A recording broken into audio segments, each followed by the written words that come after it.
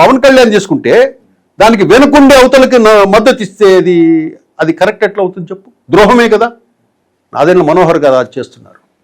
కానీ నాదెండ్ల మనోహర్ గారు కూడా మారాలి. అటువంటి ఎంకరేజ్ చేయకూడదు. నువ్వే ఎంకరేజ్ చేస్తే ఎట్లా? పార్టీలో నంబర్ 2 వ్యక్తివి, మీ పార్టీ నిర్ణయాన్ని నువ్వే తొందరలో దొక్కితే ఏం చెప్పాలి నాదెండ్ల మనోహర్ గారికి? కాబట్టి నాదెండ్ల మనోహర్ గారు కూడా మారాలి.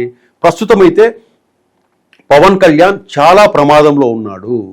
ఇప్పుడు వైసీపీ పార్టీ పవన్ కళ్యాణ్ని టార్గెట్ చేసింది. నిన్న 2 రోజుల ముందు నుంచి కూడా పవన్ కళ్యాణ్ కుటుంబాన్ని కూడా సోషల్ మీడియాకి లాగి వాళ్ళ కుటుంబ సభ్యుల వివరాలతో పాటు, పిల్లల వివరాలతో పాటు, వాళ్ళ భార్య పాన్ నంబర్లను కూడా సోషల్ మీడియాలో పెట్టి వాళ్ళ పుట్టుకల్ని ప్రశ్నిస్తూ అతన్ని మీద దాడి మొదలుపెట్టింది.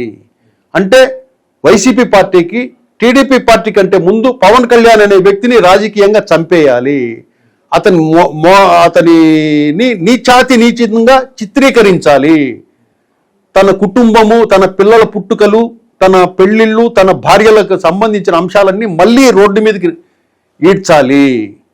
ఆ పిల్లలు వాళ్ళకు పుట్టలేదని చెప్పాలి అనే ప్రయత్నం వైసీపీ పార్టీ మొదలుపెట్టింది నిన్నటించి.